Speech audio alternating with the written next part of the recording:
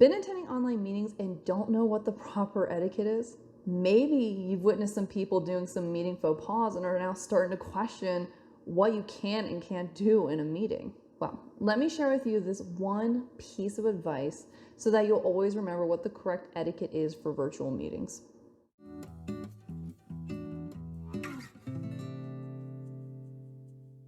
Hey everyone, and welcome back to my channel, your go-to place for building your dream career and achieving your highest potential. I'm Allie, and today we have another segment of Q&A where I answer one of your questions on anything related to career, work, or leadership. If you have a question for me, then make sure you let me know in the comment box down below, and maybe it'll be featured in another segment of Q&A. Otherwise, let's get started. Moon writes, with the pandemic occurring and employees working more often at home, business meetings are being conducted through apps like Zoom or Teams. What is the correct way of conducting meetings online? When should you turn your video on, and when can I turn it off and do work? Should I put on my total suit or only the top and wear PJ bottoms? Thanks.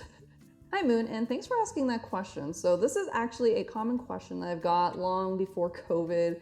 I had students who were trying to ace their online interviews and they'd ask me some questions, and I'll be honest, my advice for them is essentially the same for you. When we're talking about virtual meetings, at the end of the day, regardless of the location or the method of communication, it's still a professional engagement and needs to be respected as such. The best way to go about doing that is just by emulating the office environment as best as you possibly can. And the best way you can do that is just by focusing on your AAA game.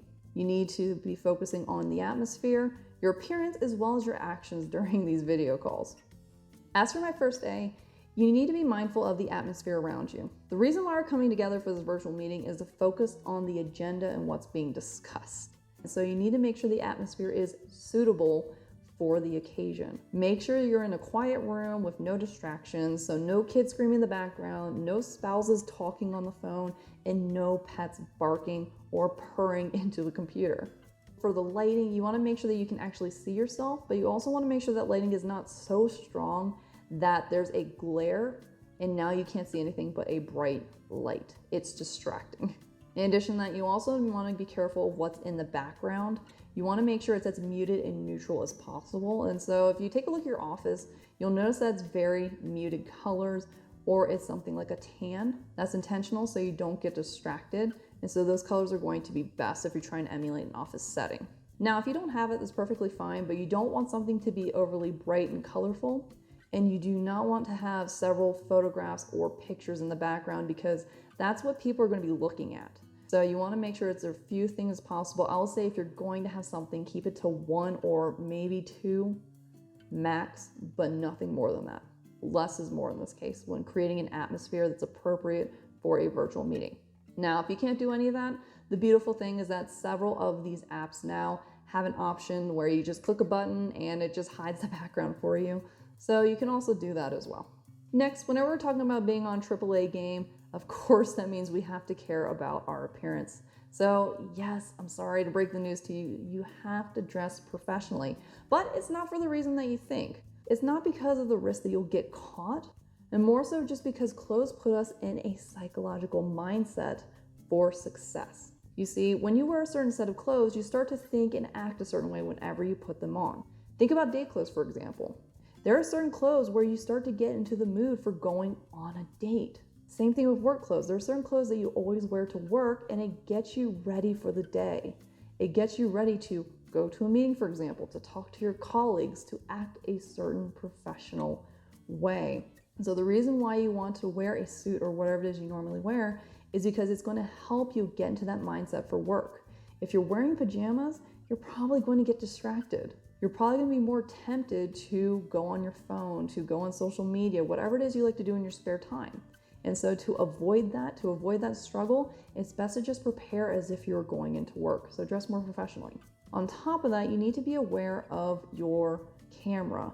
Are you trying to film yourself from a phone or from a computer? Now, I'm going to say almost always pick your laptop. And the reason why is because it's bigger, it's sturdier, so that way it's harder to knock around. When you have your phone in your hand, it starts to shake, regardless if you're trying to hold it up or because you knock it down on accident. It also means you don't have to worry about getting a stand On top of that, computer is a little bit higher up than the phone, so you don't have to worry about angling it in a sort of way so that we can actually see you.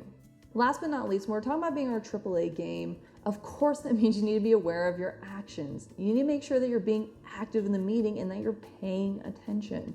Are you looking at the camera? Or are you looking at yourself or looking at something else on the screen?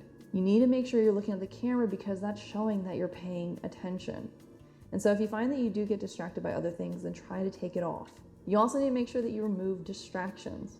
So that means smartphones, computers, any apps on it. You need to make sure that you're not going to them during your calls. You can't be multitasking. People can tell. People can see when you're tapping things, right? It's noticeable. Whether you want it to or not, it's very noticeable. So don't do it. It's considered extremely rude. Just eliminate all distractions off your computer and phone. There's even a couple of apps that can do that for you. And so you might need to seek those out if you're finding that it's a problem. Next, you also want to make sure that you mute your mic. This is going to be your best friend. You need to make sure that you're always on mute so that way you're not distracting by any noises, regardless if it's because you just simply hit the desk or if there's any static. You don't want it to be the reason why it interrupts a meeting, and so always remember to be on mute and only remove yourself when you're contributing to the conversation. Now, this does not mean that you don't participate. You always need to be actively participating in the meeting when possible. And so just because you're on mute all the time does not mean you don't take yourself off mute and just let the conversation go. And if you're just being visibly shown you're participating, you need to actively participate. You need to speak up in meetings. So don't use it as an excuse to not participate. You still need to participate. And last but not least, you need to make sure that you're staying still.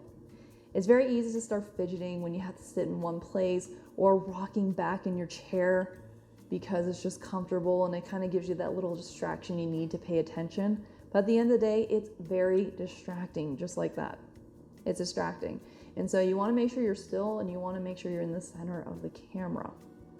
And so don't fidget. People can see it. On top of that, if you're somebody who's hitting the desk or tapping on the desk, that's also moving your camera, and that can even get some people motion sickness, and you don't want to do that. So make sure you're not fidgeting or tapping on anything or doing unnecessary rocking.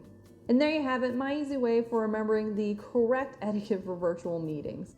Just remember that it's just like being in an office setting. You just need to be on your AAA game, which just means being mindful of your atmosphere, your appearance, as well as your actions during that meeting.